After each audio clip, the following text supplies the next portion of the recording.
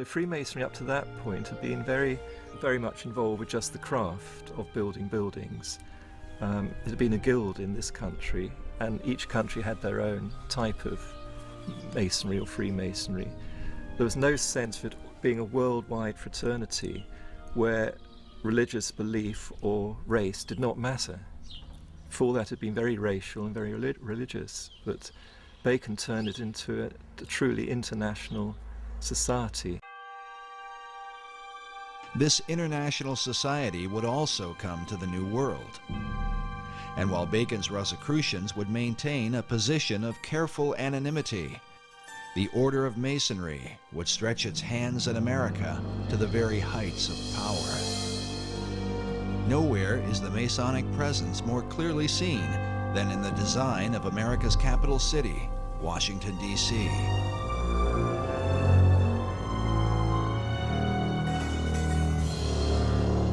Yes, Washington, D.C. is completely based on Masonic architecture. The whole architecture is laid out in an occult manner with Masonic symbology. Every major building in Washington, D.C. has a Masonic plaque on it. I mean, the Masons have permeated, and the other secret societies have permeated our society since the very beginning.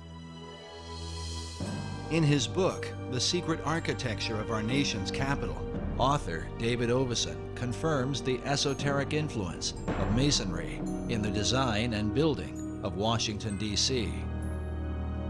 Oveson reveals the occult ceremonies surrounding the laying of the city's cornerstone, a ritual that involved the father of the nation, George Washington. 200 years later, in a ceremony commemorating this event, Senator Strom Thurmond, himself a 33rd degree Mason, is pictured alongside the cornerstone upon which is carved a Masonic square and compass. If you either look at the map of Washington, D.C. or try and drive in Washington, D.C., you think it must have been designed by a nutcase. But actually it was designed by a Freemason, a French Freemason named L'Enfant. I think Pierre Charles L'Enfant was his name, and it's full of esoteric symbolism. Oveson writes that, like the pyramids of Egypt, the entire city was built in alignment with the stars, and suggests that the hidden purpose for the Masonic rituals is that America might be empowered by the gods of the ancient world. Can this be the reason for the pagan god and goddess images that have come to represent America? Tradition often claims that America was founded as a Christian nation only. But if this is the case, why are its symbols those of the pagan religions rather than images of Christ, the apostles, and stories from the Bible? Well, I think that this is where the great confusion comes in. America was founded as a Christian nation, but it was also founded as an occult nation. And there have always been two parallel forces here in America. One the Christian, one the occult, dating back into the 1600s. And until you understand that, you can't understand anything going on in the world today. The conflict between Christianity and the occult has compelled some to reject entirely the influence of God in early America. In February of 2005, CBSNews.com posted an article titled Our Godless Constitution. In it, author Brooke Allen wrote that our nation was not founded on Christian principles, but on Enlightenment ones. God only entered the picture as a very minor player, and Jesus Christ was conspicuously absent. A chief issue of debate are the very symbols that define the United States. Where did they come from, and what or who exactly do they represent? For many, the answers lie in the secret societies. I mean, you can see their influence on the back of the Great Seal of the United States, where in 1782 they put on a pyramid capped by an all-seeing eye with the slogan beneath, Novus Odorum Seclorum, the new secular order of the world. That was in 1782. It was put on the back of the Great Seal of the United States, hidden there until about 1935, when it was taken off the back of the Great Seal of the United States and put on the back of the American dollar bill, where it is today, symbolizing the influence of the secret societies on America. And you know, there are some of our Christian ministries that want to tell you that a cult symbol is a Christian symbol. It just goes to show how effectively the Christians have been misled, and they've been misled intentionally by people who've infiltrated the Christian movement and have told them, oh, this is a Christian symbol. Well, where in Christian symbology do you come up with a pyramid? Where in Christian symbology do you come up with a glorified eye light? This is all the symbology that everybody who's involved with the occult understands. The glorified or all-seeing eye is known as the Eye of Horus, one of the most important gods of the Egyptian mysteries. Other pagan icons include the Washington Monument, an obelisk normally dedicated to the Egyptian sun god. Meanwhile, the idea for the Statue of Liberty was taken from the Colossus of Rhodes, one of the 7 wonders of the ancient world, and combined with the imagery of the goddess of ancient Babylon, Queen Semiramis. But what do these esoteric elements tell us about the founding fathers of America? Who were they, and what was the light by which they saw the world and themselves in it? The majority of the people who were in the founding fathers were either deists, or else they were free thinkers, or they were Rosicrucians, or they were Masons, or they were all of the above. But the issue is not black and white. Researchers are careful to point out the God-fearing nature of early Americans.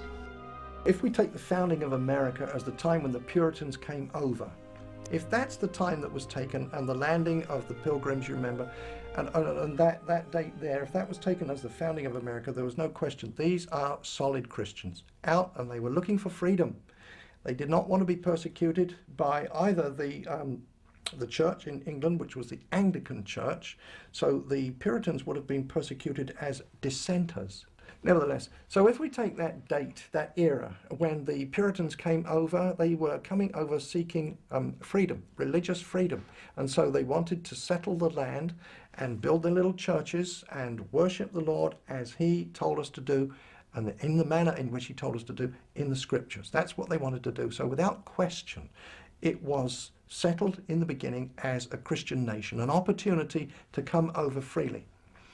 Unfortunately, you got other people who wanted to do the same thing, but they weren't necessarily Christians.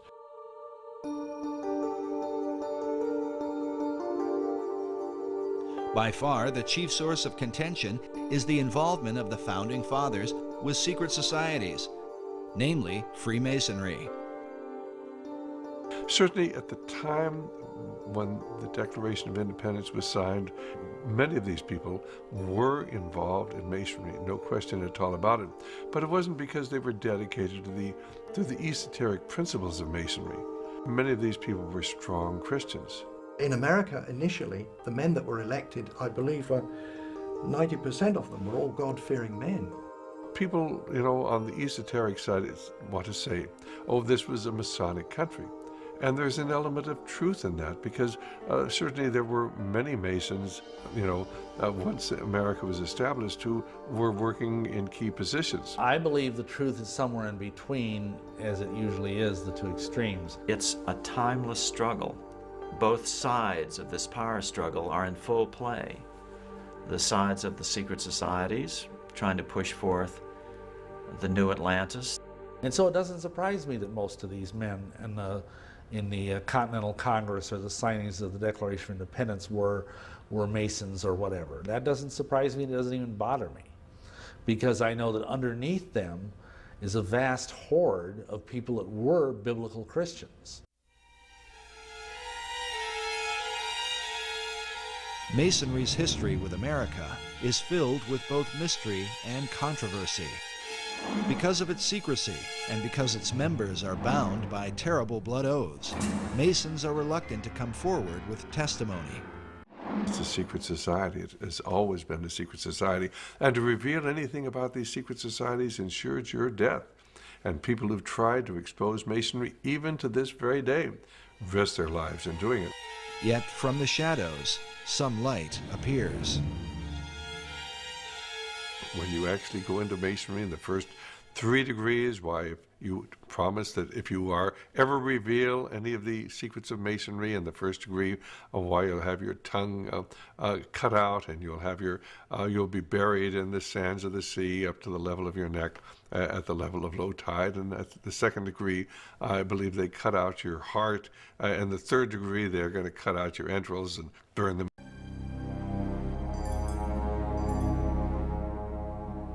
In the 19th century, a man named Captain William Morgan was murdered by a group of Masons who were bound by such blood oaths. Well, Captain William Morgan was a guy up in Batavia, New York in 1826. He was the first American to publish the first 3 degrees of Freemasonry, of the Blue Lodge. The things you had to say, the oaths you had to take. And Masons didn't like that very much. Captain Morgan had violated his oath by writing a book to let people know about the terrible oaths of this terrible society. Feeling a responsibility to the Masonic Brotherhood, 3 members of the order kidnapped Morgan to make him pay for exposing the secrets of Masonry. Hey, boy! Get this! What is this? This is ridiculous! Stop! He was captured by a group of Masons and taken and killed. And later on, the perpetrators made deathbed confessions of it all, so it was all very well known. Of these deathbed confessions, at least one has survived, given by a man named Henry L. Valance, whose insight into Morgan's final moments provides a heart-wrenching account. While Valance was never brought to justice for the crime, his final confession revealed a conscience haunted by a lifetime of guilt. If the mark of Cain wasn't upon me, the curse of the first murderer was. The blood stain was upon my hands and could not be washed out. Valance revealed how a council of 8 Masons had condemned William Morgan to death. Council has made a decision and decided your fate. Are you ready to pay for your betrayal? Talk to me, man. I've done what was right. And how Morgan had pleaded for his life on behalf of his wife and children. He commenced wringing his hands and talking of his wife and children, the recollections of whom in that awful hour terribly affected him. Please, my children, my wife. His wife, he had said, was young and inexperienced, and his children were but infants.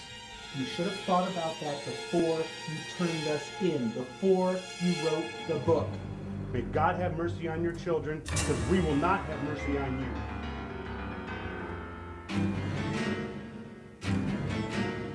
Despite Morgan's plea for mercy, Valance and his fellow Masons were determined to carry out their grim task. They gave Morgan time alone to prepare himself to die.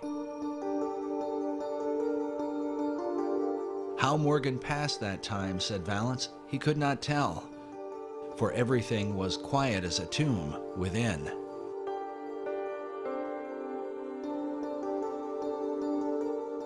When they returned, they bound his hands and led him away to the awful fate they had prepared for him. The story was he was actually drowned after being mistreated horribly for a period of time. Well, when the word of this got out, and people began to realize this dangerous influence of Masonry within our society, why the membership of the organization fell off dramatically. As one investigator put it, as one writer put it, Freemasonry, which was rampant throughout the country at that time, almost dried up overnight. The public outrage over Morgan's death was profound, but when those who had murdered him were sought out, the people of the United States discovered that justice was not so easy to obtain. The reason was given by the Reverend Charles Finney in his book, The Character, Claims, and Practical Workings of Freemasonry, first published in 1869. Finney was a former Mason who lived through the Morgan affair. He claimed that justice in the case was impossible because nearly all the civil offices in the country were in the hands of Freemasons. According to Finney, even the newspapers of the day were completely under their control. Finney writes that it was found that they could do nothing with the courts, with the sheriffs, with the eyewitnesses, or with the jurors, and all their efforts were for a time entirely impotent. So this turned into a big brouhaha. It was a big Masonic scandal because it was all known.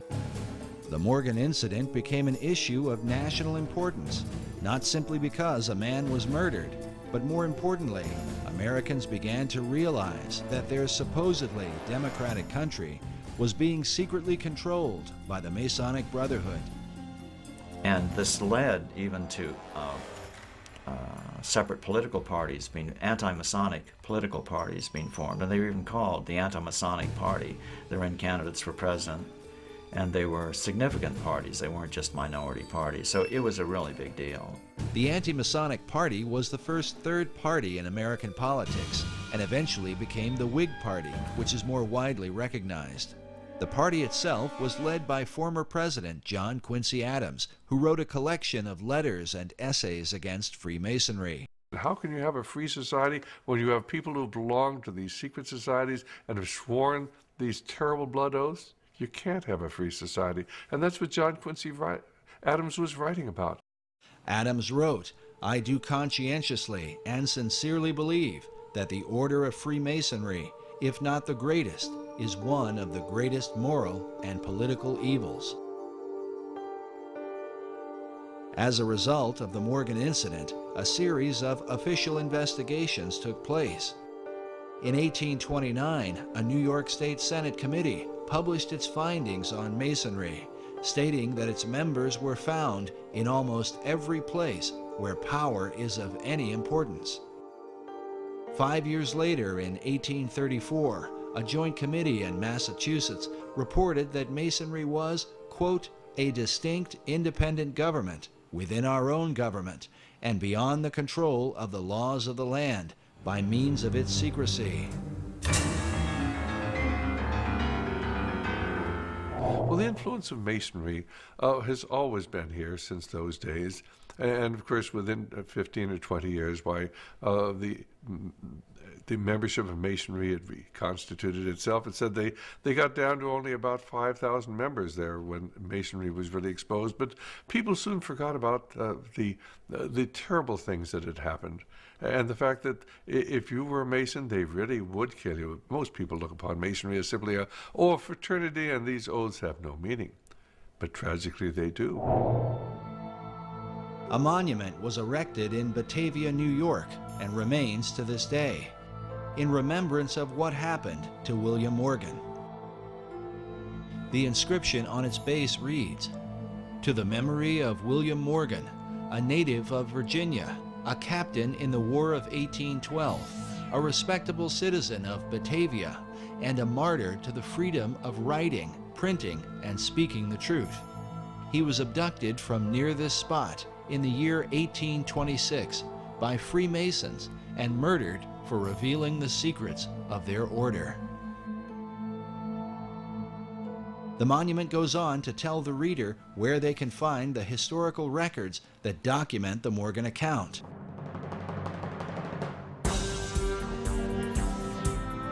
Why would the citizens of Batavia have gone to this length? Crimes are committed every day, and people sometimes murdered. Why draw attention to William Morgan? Did they desire to warn future generations? Was it because the people of that time recognized, as Charles Finney asserts in his book, that America was being controlled by Masons from behind the scenes? But for what cause? For greed, power? Or is the answer most likely found in the Great Atlantean Plan? In order to bring forth the destiny of America and lead mankind into the vision of Plato and Sir Francis Bacon, the secret societies would have to control the new world, and in time, subdue the old.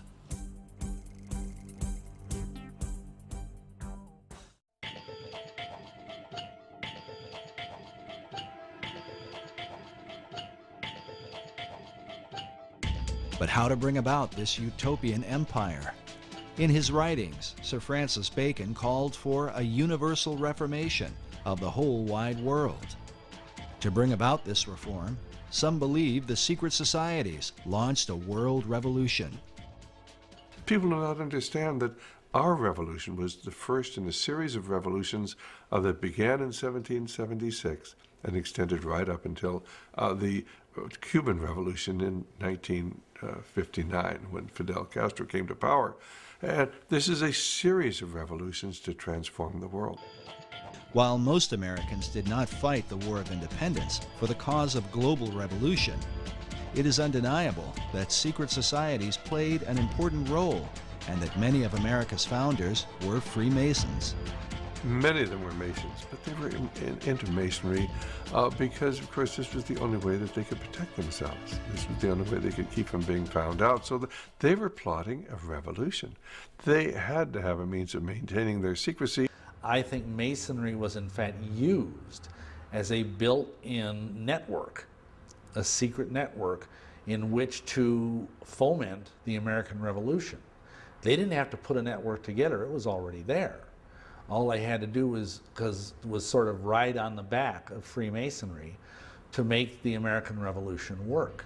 And work it did with the help of Masonic ingenuity, beginning with the kickoff event, the Boston Tea Party.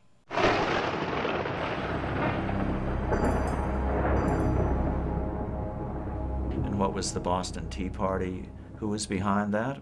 Who were the raiders of the English tea ship? Admittedly, at this point, it was the Masonic Lodge in Boston. They were all Masons. It was the Masons wanting to implement this revolution. The leader of the men who dressed up like Indians and threw the tea into Boston Harbor was the legendary Paul Revere, whose famous ride would alert Americans that the British were coming. Pictured here with a teapot commemorating his rebellion, Paul Revere was a prominent member of the Masonic Order. George Washington, known as the father of our country, along with many of his generals, were also Masons.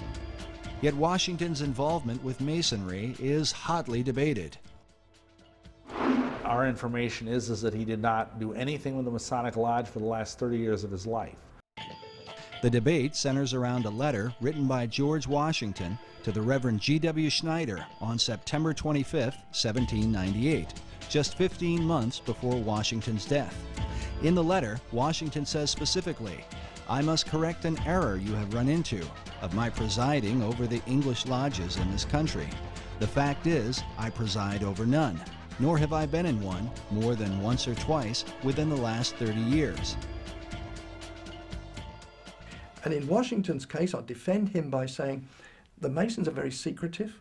When they approach a man to be a member of their organization, they will not and cannot tell him what it's all about. But what they can do is to say, well, you see, there were all these famous people. They were Freemasons, and they can name off the kings. And today, of course, they can name off Washington.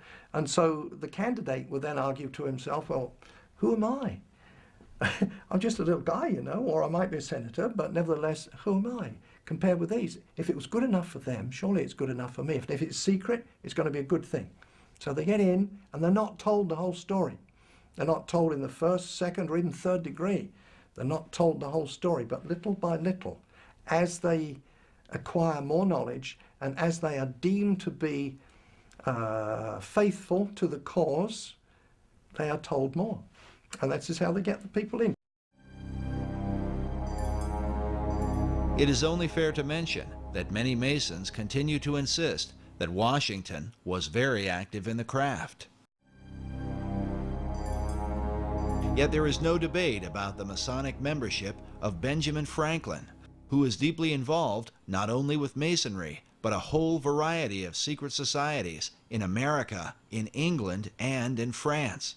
Societies that had everything to do with his success during the American Revolutionary War. Benjamin Franklin is a very paradoxical, complex fellow, as might be expected for someone who was such a great genius. But at times he seems like he's a Christian. At times he seems like he's a scoundrel.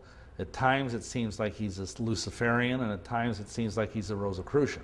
He was a strange character, Benjamin Franklin, a sort of a shuttle diplomat between Philadelphia and Paris and London, England. He was, of course, an ambassador in Europe, and when he was over in Europe, he became a member of a group called the Helphireclub, which was a kind of pseudo-satanic organization in 1700s. It was founded by an English nobleman named Francis Dashwood, and it basically existed as a place where men could gather and have orgies and worship the devil and basically get loaded and do whatever they wanted, under the guise of it being a satanic society. The Hellfire Club was a part of the so-called gentlemen's clubs of 17th and 18th century England. While the debauched behavior of these groups was initially tolerated, once they began to dabble in satanic rituals, they were forced to go underground, literally. Hellfire Club, as a matter of fact, I used to live quite near that place. It's on the west side of London, at a place called West Wickham. It's a hill. It's a chalk hill, now of course covered in grass, and on the top of that chalk hill is a church. On the top of the church there's a golden ball. There's a cross on top of that. Now that's a Christian church, but inside the hill is a cave. Often those chalk hills, they do have caves inside them. It's the way they're formed. And in the cave there, they would gather together. Now, I don't say that it was the church, the occupants of the church that gathered there, but whether they knew it or not, the Hellfire Club would hold their meetings once a month underneath the church. And Benjamin Franklin would go and visit that at the times when he came to visit England, yeah. He was very much apparently into some of the ideas of the esoteric movement of his day. A book on witchcraft, magic, and the supernatural claims that Benjamin Franklin often came to Sir Francis Dashwood for information on the occult. Dashwood himself was said to be a Rosicrucian and leading member of the secret orders. In this portrait, we see a young Francis Dashwood with his hand posed in a fist-like position. In Masonry, this hand signal is known as the lion's paw and is used in Masonic ritual. Among Satanists, however, this same gesture is said to be called the devil's claw. While it cannot be said how deeply involved Franklin was with the occult, the Hellfire focus on drinking and debauching women would certainly have agreed with his character. He was very famous for being a ladies' man. He was very much a playboy, which of course would be contrary to being a devout Christian. The Hellfire Club had great disdain for Christianity. In fact, they did not call themselves Hellfire, but rather the monks of Medmenham Abbey. Such parody was the influence of a French priest named Francois Rabelais, condemned as a heretic for writing a series of perverse comedies called Gargantua and Pantagruel. In them, Rabelais mocked religion, glorified immorality, and defended man's right to pursue without restraint the desires of his own will. Adopting his philosophy, the Hellfire motto was, "Do what thou wilt shall be the whole of the law." Could this have been what attracted Franklin to the group?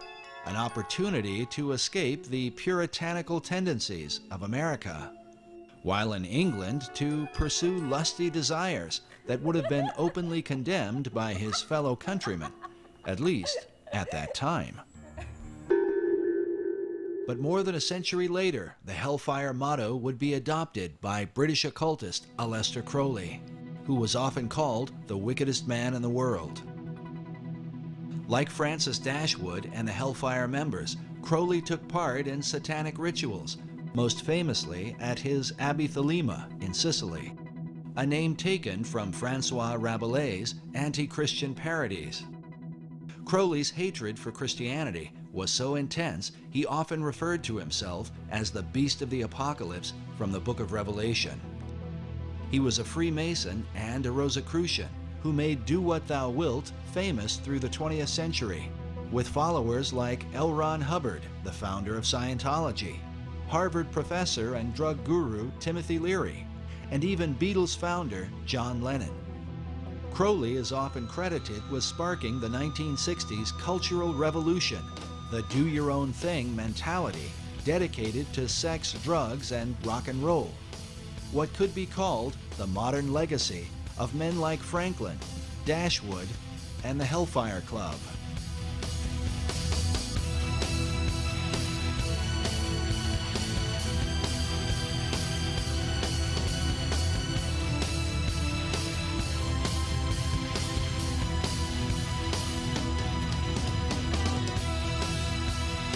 But wait a minute.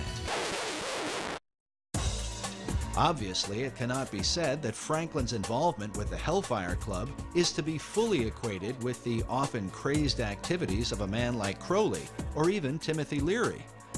Still, one must wonder what Franklin was doing with a group of immoral aristocrats who dabbled in devil worship, even if they were just kidding around, as some have suggested. Is it likely that this legendary founder of America, the man who discovered electricity, invented the bifocals, and co-authored the Declaration of Independence, simply spent his time in England getting drunk and seducing women? Franklin was known to be a crafty fellow. Could his dealings with Dashwood and the Hellfire Club have somehow been a part of a greater agenda?